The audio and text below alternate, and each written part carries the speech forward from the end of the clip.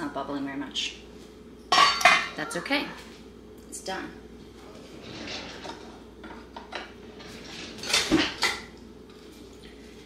I made some broth.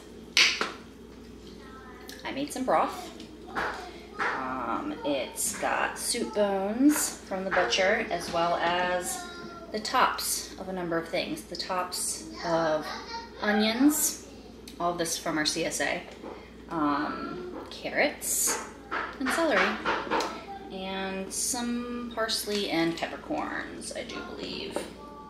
It's been simmering for maybe 18 or 20 hours. It looks very gelatinous, so I'm going to deal with it. It's a big mess, but it's okay. It's worth it.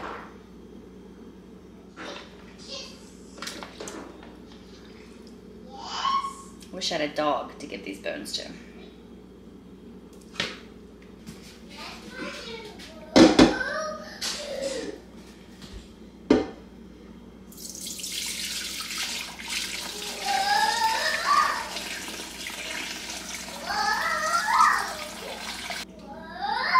I really, really need 2 of these giant measuring cups. I don't have 2. Okay, I'm back a little while later. My children are asleep. It is thunderstorming and pouring buckets outside, so I'm gonna finish dealing with this broth and also elaborate a little bit more on Zero Tolerance Dietary Framework. So it's really not a weight loss diet. It is more just for overall health and gut health.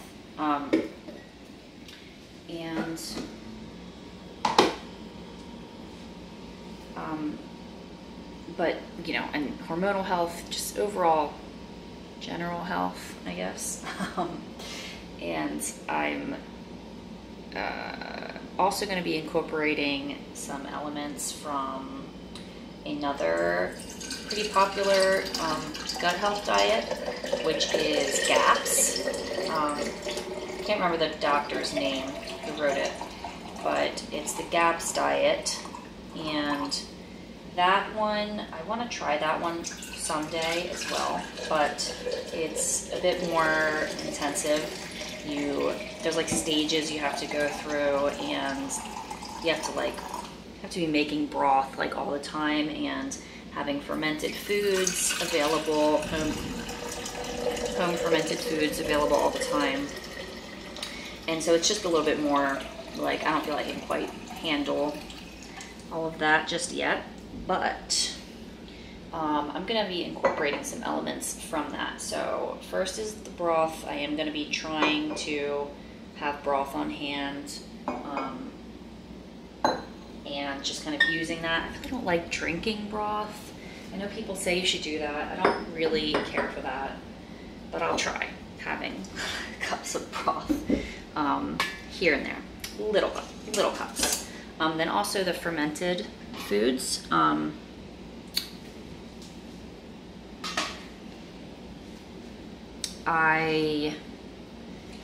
While I was keto, I started getting things from vegetables and things from our CSA that were signed up for this year, and I couldn't use a lot of it because, you know, I was getting like root vegetables and whatnot, and that stuff is higher in carbs, so I couldn't use that while I was keto.